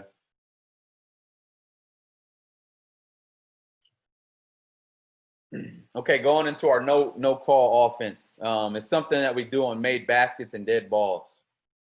I'm sure everyone's seen this offense before, and if not, I'll give you a quick overview. But I do have some footage. So we don't call plays. I have plays that we run for situations. We do have some set plays, but there's been games where that we've won where I haven't made one play call. I got a picture of my point guard here because you really got to coach your point guard up if you do this type of offense. So there were some times where I knew that something was going to work, and my point guard had already got us into the action. Okay, so it takes a lot of time in coaching up your point guards, going over a lot of film, and figuring things out what works for you. Okay, so when we passed to the wing, it was automatic motion weak.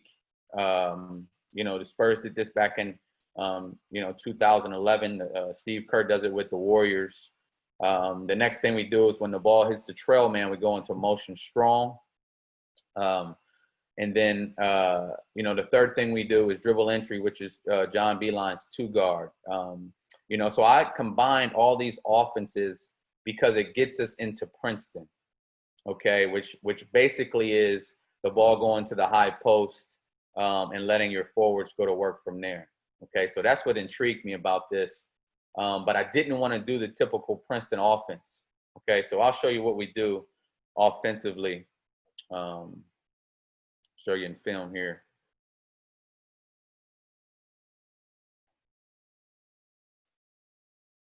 Okay, this is motion weak. This is a clip from the Spurs in motion weak. All right, so it's a wing entry, and your point guard does basically a V cut through the foul line and up to the other opposite wing. Okay, your wing does a cross screen for the 5, and then the forward down screens for your shooter. So it gets you to screener action.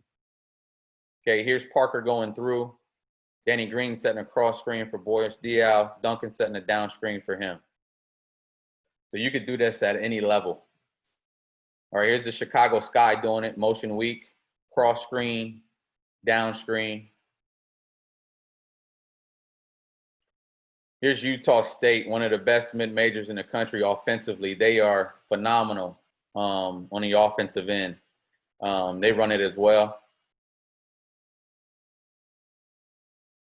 Cross screen to a down screen.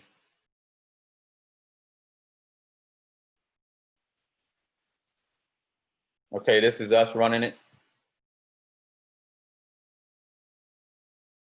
Cross screen for your 5, down screen for your shooter.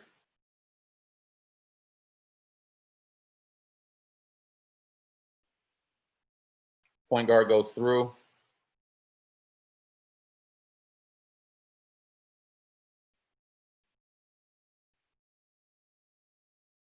Wing entry, reversal, cross screen to a down screen. Hey, Coach D. Yep. Question. Can we tried to do something like this early on in the year here at North Texas? Yeah. Where we ran the action without calling plays and stuff like that. Did you recruit guys that you had to teach a basketball IQ to, or you just drilled it every day? Because some of our guys really struggle with it and some did well with it. How do you balance this out with your team? Yeah, that's an awesome question. I wish at Centenary I could pick and choose the guys that I wanted to recruit, but we can't. So it was really just starting from day one, breaking things down, but basically teaching them how to play basketball and not how to run plays. So I had to. It was constant teaching and showing examples and watching film and breaking down 3-on-0, to 4-on-0 to 5-on-0, and then going 3-on-3, 4-on-4, 5-on-5, and constantly teaching every day how to flow. We call it just flow, how to flow without making a call. But on top of it, you got to think. So we do motion weak, motion strong, and 2-guard, right? And out of each play, there's 10 wrinkles. So essentially, we're running 30 plays without a call. So that makes us more versatile. It's scoutable, but by the time guys know it, we're halfway through the play and we got an open shot. But yeah, it's just constant teaching, nonstop every day. And here's Here's the last clip I'm going to show you here. So we get all the way through motion weak, cross screen. Now we don't have the shot, and this is when we get into our Princeton stuff. So this is the part of Princeton that I love because it's tough to defend. Okay, so our 5 pops, we hit our 5, and now we dribble that, get a back cut. I'll show you that clip one more time just to show you how it flows into our Princeton.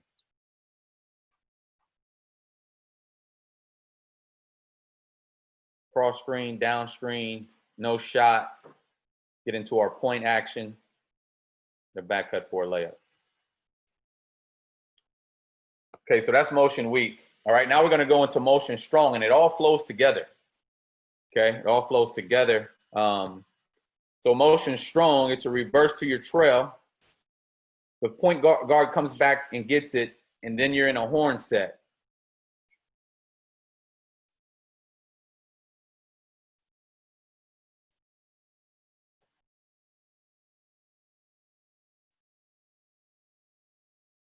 So reverse to your trail, point guard comes back and gets it.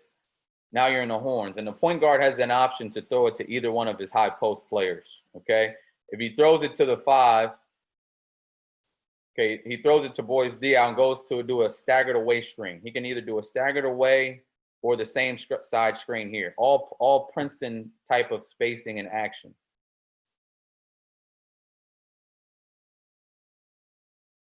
And we were very, very good at this. And I'll show you here why in a second. So we were good at it because I allowed my 5s to take their 5s off the dribble. You know, we wanted to do things that most teams didn't defend. Like in practice, you're hardly working on your 5 and your 4-man guarding the ball from the high post off the dribble. So what we did was we spent a lot of time with our 5s and 4s taking their guys off the dribble. So our 4s and 5s were excellent at taking their guys off the dribble. We're a little sloppy here because it's early on in the season.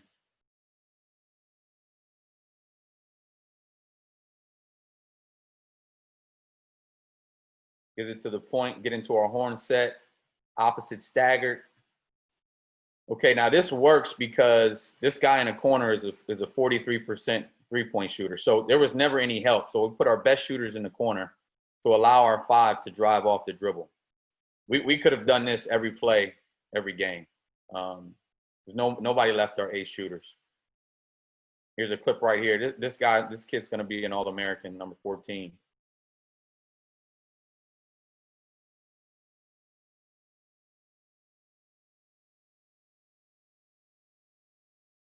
Okay, this is right off the jump ball. Okay, now we got so good at our 4s or 5s got so good at taking our guys off the dribble. Okay, now when this guy gets the ball, I mean, I have the other coaches and the teams are yelling ISO, ISO, ISO, which occupies the weak side. Okay, they're thinking, okay, now I have to help this drive, but now we have our ace shooter coming off the staggered screen.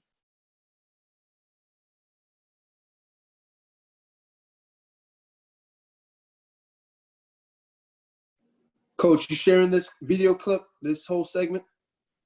Are you seeing it? No, I'm saying, are you sharing it after? Oh yeah. I could give you guys anything, man. I could give you anything. Absolutely. So here we go, coming off the staggered. And like I said, guys, this is just the foundation. Every play has 10 wrinkles. So if they take something away, we have other options. Okay, faking like he's driving them, occupies the weak side defense, staggered, ace shooter.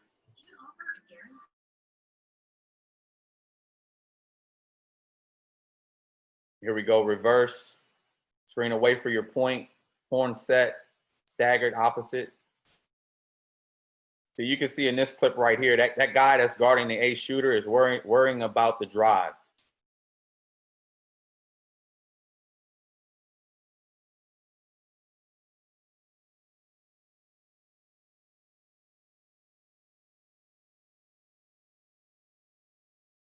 Here's a play right here. So if you can't reverse it, we just go into a hand back. Point guard goes same side now. And that guy's a killer. Okay, so that's motion strong, just the basic of motion strong. Okay, so it all flows together. So motion weak, motion strong flows together. And what I really loved about, you know, the Princeton stuff that goes along with it is John Beeline's 2-guard. Okay, so this is our dribble entry. I just want to show you some clips here of the NBA, of the Rockets running it. You know, Utah State runs it. Tons of colleges at the D1 level run 2-guard, and it's still effective. Okay, if you're not familiar with 2-guard, it's basically a 2-guard alignment. Okay, you're gonna reverse the ball, get a back screen here to a down screen. So here's Kawhi. We call that low road. Okay, reverse. Here's the back screen for Kawhi, then a down screen. So a screener action, similar to the motion weak movement.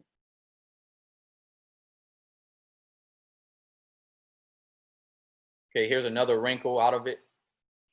Reverse, back screen, now staggered screen for Mo Williams.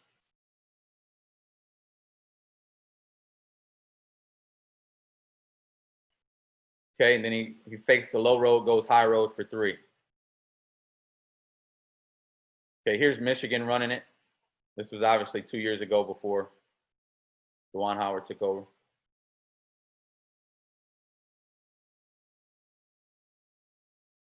Okay, here's us. Now this is just another wrinkle. So we want to start in a 2-guard alignment.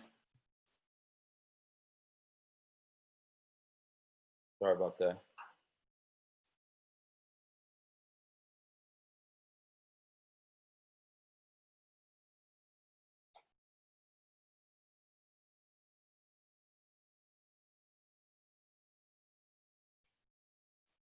Okay, so all 3 offenses, we start in a 2-guard alignment. Okay, so it's a dribble entry here to the wing, and this guy's supposed to come off a back screen from the 5.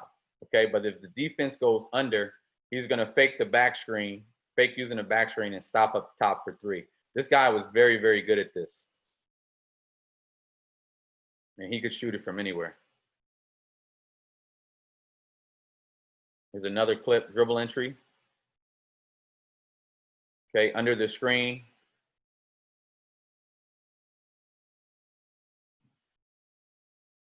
Dribble entry, defense went under the screen.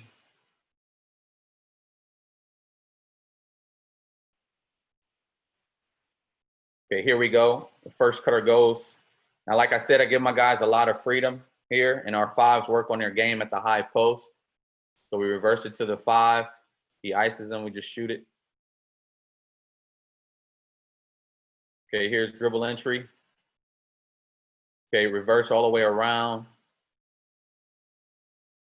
All right, he was feeling it. Let it fly.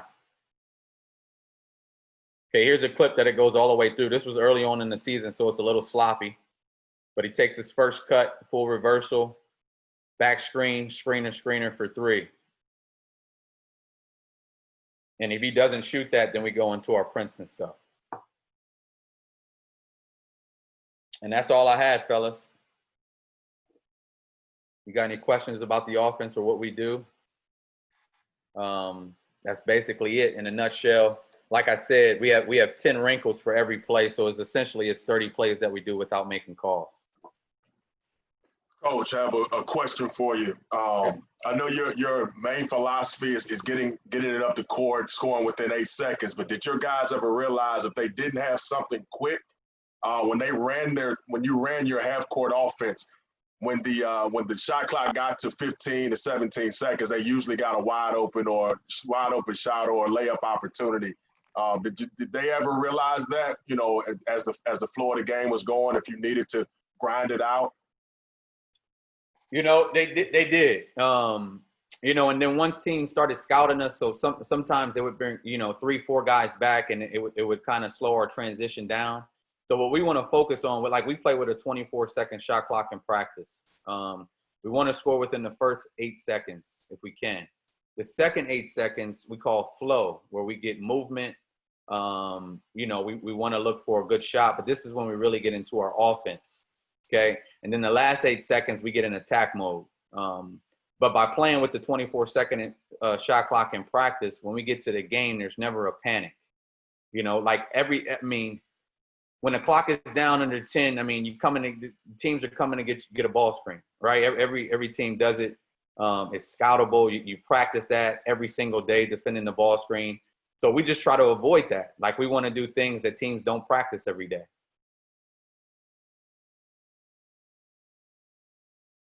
I got a question. Well, I don't want to be that guy, but I got two questions for you, Coach. Yeah. By the way, man, you're doing a great job over there, man. I'm a Louisiana guy, and I'm from St. Charles Parish, home of the athletes.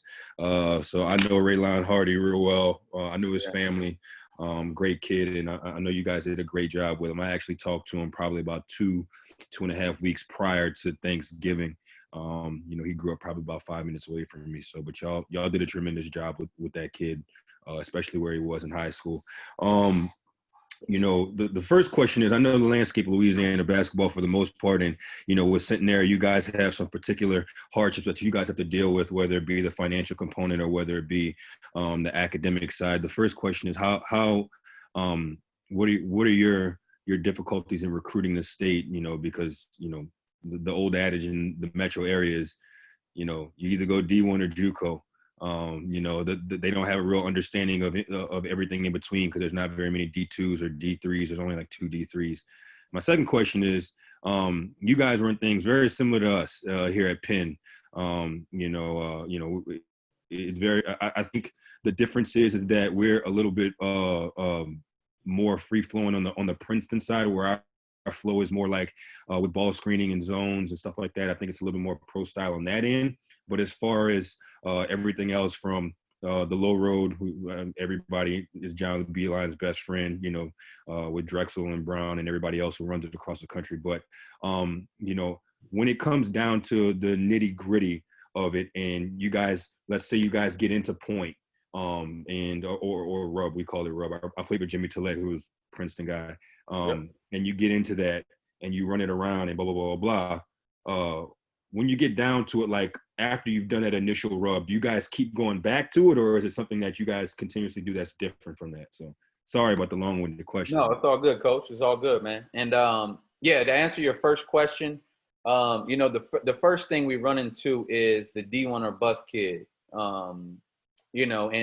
Every kid in the country, man, thinks they're going Division I and thinks they're going to play pro overseas or in the NBA. And it's incredible. It's incredible. You're playing Division III, or I'm recruiting you Division III, and you still think you're going to pro. We've had a couple guys that went overseas, but these are average kids. You know what I'm saying? So that's the first thing. The next thing is that we have 2 really good NAIA schools in Louisiana with LSUA. Coach Larry's on the call, I think. And LSUS. So, Larry grabs any stud in Louisiana that's not going D1. So that makes it hard on me. Talk about that now, Dorsey. Come on. Larry recruited me to go to Southeastern, man. So I know exactly what he's talking. I know exactly where he's coming from, man. Yeah. So it's going up against those guys, and they have the opportunity to offer a scholarship. It makes it tough. And then the last thing is just the grades in Louisiana. I've only been here for 3 years, and this will be my 3rd recruiting class. But I don't know if the teachers give these kids grades or not. But they'll have a 3.5 and then have a 12 ACT. So it's incredible. So unless you got a 3.5 and a minimum 18, I can't recruit you. So it makes it extremely hard to recruit in the state. We were fortunate enough to get Duff, who was our point guard. He was the New Iberia. He was the newcomer of the year from Louisiana. Cedric Harris, player of the year from Byrd and Shreveport. So, there's kids in Louisiana that we can get, but it makes it tough. And then the 4th challenge is I gotta convince these kids to pay $50,000 for school. Right. So nobody wants to do that. Parents don't want to get their kids in debt. $50,000, it's costing you $200,000 to come to Centenary for 4 years. So it's hard. But every school has their challenges. We just got to be resourceful and figure it out, which we've done. So we're just going to keep doing that. And going to the X's and O's side, man, you guys do great at Penn, man. We love what you do. Followed you guys for a while, and we call it Rub as well. I got the Beeline and the Mike Maker from Williams and Marist background, the whole Princeton background I've been running since 2008. So same terminology I'm sure we use. But to answer your question, no, we once we get into point or the rub, if nothing's there, we'll go into a ball screen or attack. We spend about 30 minutes a day in some capacity working on one-on-one. Because at the end of the day, I mean, when you're scouted and you're going against a good defensive team, you're going to need guys to make a play for you, So we spend a lot of time doing one-on-one drills in some type of capacity, whether it's 1-on-0, we figure it out. But we spend 30 minutes a day in one-on-one. So we hate getting that shot clock down under 10. If we could score within 20 seconds, that would be great. But yeah, we don't keep it going. We try to get in attack mode. Gotcha. We got to wrap after this, man. I gotta talk to you about some stuff, X's and O's wise, if we could. Oh yeah, absolutely. I'd love to, man. I'd love to. Yeah, appreciate it. Yep. I guess I got a question. Adam Hood, UTSA. Obviously, you've been a head coach for so long. How do you think, would you ever, transitioning back to an assistant, could you do it? I have some friends that have been head coaches, for a long time. They're like, I don't think I could do it. What kind of your philosophy on that? And if you are open to it, what differences do you think it would be having sat in that chair? Yeah, that's a good question, man. I think about that every day, man, because obviously nothing has changed since 2007 when I started coaching. I still would love to be a Division I coach, mainly because of the recruiting, the level of play. I can't see my guys touch a basketball until October 15th every year. So it's killer, coaching at Division III. But, I would take a Division I assistant position if the opportunity was there. And, the one thing I did when I was an assistant is I treated it like I was a head coach, So I feel like if I do that as a Division I assistant and, doing those things moving forward, I would take the opportunity. But I do love being a head coach, regardless of the level, but if the opportunity was there and it was a good situation, I think I would take it.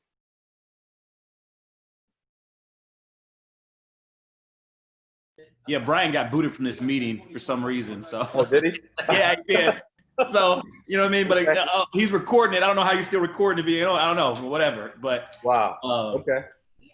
Obviously, seem only got 4 people with their videos up, so I guess we'll keep the questions rolling. Just FYI, if anybody else has a question, fire away. And hopefully that will lead us into winning $10,000. And I guess not. Okay. I guess. Are you good? Hey, I got a question. Yeah, go ahead, Pete. Go ahead, PJ. Hey, how you doing, Coach Dorsey? Probably don't remember me, but I met you at a Gasso. I was doing an unsigned senior team in the back gym at Dunkerville, and you came back. It was going into your first year at St. Mary. Yeah. And I just definitely want to say, man, kudos. You've done a good job there. And I appreciate you even giving the chance to look at a kid that we had on that team. Yeah. My question is, I guess if teams try to slow you down, like say with zones and things like that, did you guys have trouble adjusting, or were you able to maintain your pace and still play the same way you wanted to play? Yeah, that's a good question. We focused so much on, it took so much time to get good at the no-call offense that it kind of took away from our zone package. Uh-huh. So early on in the year, when we met zone, we ran into some problems. Even though I had 3-4 shooters on the floor, moving that ball around and attacking, it completely slowed us down. So I kind of had to pivot halfway through the year and focus more on breaking down zones, because that's what we met. Teams had a problem guarding us man to man. So they did go 2-3 zone, 1-3-1. So I had to spend a lot more time halfway through the season getting us down against zone. So I would think, three quarters of the way through the season, we started becoming really good against the zone. Mm-hmm. But it definitely slowed us down early on in the year. Okay. Hey, speaking on that, what's kind of your zone philosophies? Obviously, your no call offensively against man, against zone. What kind of just are some things that are key for you or have you've had success against it? Yeah. I could show you on the board real quick. I got the board. It's real simple. Yeah, We try to keep it simple, man. Like the only thing we do against the zone, if it's a 2-3, right? If it's a 2-3 zone, we'll get our 4 in there. We'll get our point guard here. Our point guard shot actually 23% from 3, so I tried to make him more of an attacker. But all we did is go high-low and follow the ball. We kept 3 out. These guys stayed stationary, but our 4 and the 5 followed the ball. So if the ball was reversed here, our 4 would follow the ball, then dive. Yep. Our 5 would flash to the elbow. Both our 4 and our 5 had the freedom to pop out. Okay, so that would extend the defense. So say if we got the ball to the short corner, we would dive our 5, get a basket like that. If the ball was passed back out, it would get back into our normal set. Whenever the ball went to the high post or low post, these guards would find a window for a spray out. And we told our guards to have freedom to attack. And that was it, man. That was it. It was just really basic, really simple. But it was super effective because our 4s and 5s could stretch the floor in the corner and shoot the 3. Nice. I know here we probably got about 5 more minutes. If anybody else has any other questions, just fire away. Yeah, I've got another one here. Yeah, go ahead. Like I said, man, you hear a lot of coaches always say they want to play fast. And from high school level, I've done a lot of AAU. I'm at the Division II level now. And you hear that, want to play fast. And then you see teams play chaotic. Yeah. And really out of control. And so how did you guys go about teaching, or how did you go about teaching? Like, okay, we want to play fast. And I know you said, yeah, but not being in a hurry in the race. How did you go about teaching the guys? Because I know as soon as they hit, like, you give them that green light, oh, man, it's like, oh, shoot, coach is not tripping. And he wants us to get it up in 8 seconds. So how did you go about really just kind of instilling that and them really just believing in the whole set of it of take the first great shot, not just any shot? Yeah, absolutely. And that's we played in a hurry for a while. It takes time. But it's really just constant coaching and correcting. So every single time that someone played in a hurry, even if they didn't make a mistake and the play worked well, we called it out. Hey, that's playing in a hurry. You should have done this instead. That's the difference for playing in a hurry and playing fast. Every time someone took a great shot, we called it out, right? So everyone knew what was a great shot, what was a bad shot, what was playing fast, what was playing in a hurry. So it took time. It didn't happen overnight, but it was constant teaching, constant, film breakdown and showing the guys the difference from playing fast and playing in a hurry. But it took a while. We really got good at it, I would say, midway through the season. Guys started getting a feel for the difference of playing fast and playing in a hurry. Okay. Appreciate it, Coach. Yeah. Hey, Coach, how old are you, Coach? I just turned 37 on June 6th. Man, I thought you was in 20s. I appreciate that. I know the goal is to be a Division I head coach. What are some things myself and anybody else on the call can do to assist you in advancing your career? Because I'm impressed with what I saw. You know what I mean? And you got a gift, man. So, like, what are you doing? Do you have an agent? Do you have a board of directors? I mean, what are you doing to help advance yourself? Right, man. I appreciate you saying that. One of my biggest weaknesses, man, has been networking. Like, I've never been good at networking and meeting different coaches. And my inner circle, because of recruiting, is Division III. So it's like I know a ton of Division III coaches. I know a ton of ADs at the Division III level. But it's that next level where the interaction has been limited because of the, me recruiting at the Division III level. We're going to different showcases, those types of things. So right now I'm trying to do a better job of getting to know assistant coaches at the D1 level, getting to know ADs, and just trying to meet new people and network and talk basketball, So I don't have an agent. I never even thought of that, really. I don't even know how that process works, to be honest. Is that what most Division I assistants do? Or some, I guess? Oh, no, I'll answer for him. No, it actually isn't. Now, again, if you're on the radar to be a Division I head coach, honestly, when you get close to that track, they just kind of seek you out. Okay. And that's what I've learned. I'm kind of in that weird middle phase where some people I know do have agents, some people I do don't, and they're kind of around the whatever mid-major, such a watered down term, but just being at that mid-major level, there's definitely depends. And also if you have your circle or your coaching tree determines a lot of that too. Because some people always go with similar agents. Yeah, that's same thing here. I'll echo that. It's the exact same thing. So again, I think obviously your process would probably be Division I assistant. It's just what I would think your path. But again, yeah, you're going about the right way. Networking, knowing people, and then I didn't know who you are. Just I've seen you on YouTube, and I'm not YouTube, Twitter. You know what I mean? Doing your little stuff, and I'm like, oh man, that's smart. You have your little board up there. So again, it definitely is building a presence, and I think you're going about the right way now.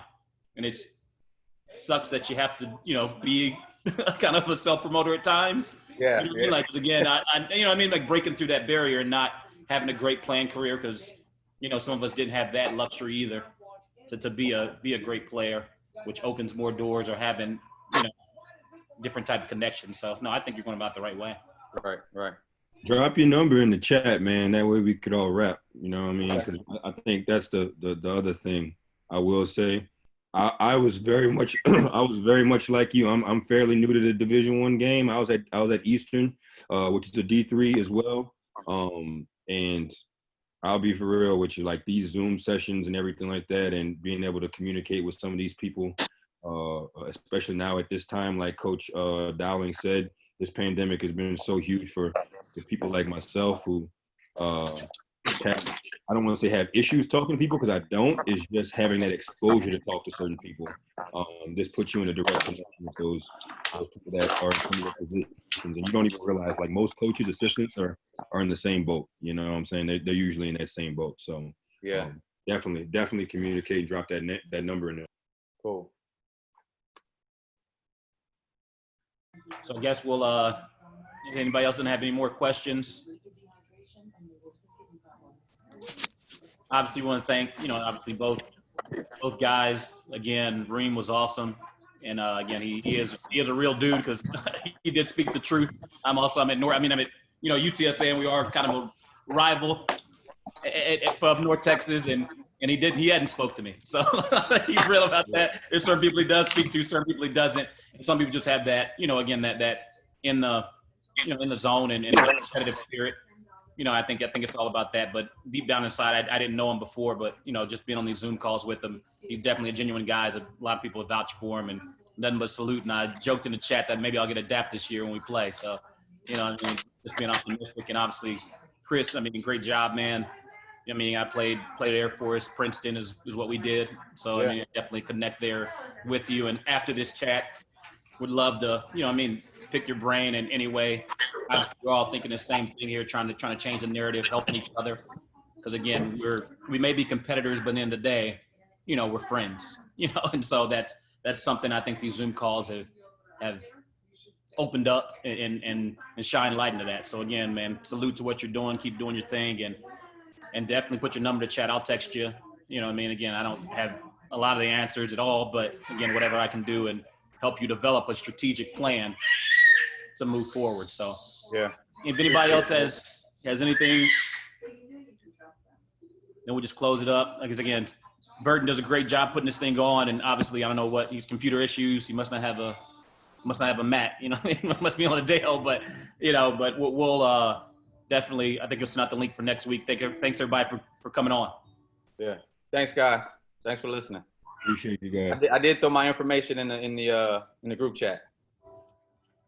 Awesome. I don't know how we're gonna close it out, but we'll whatever. Yeah, right.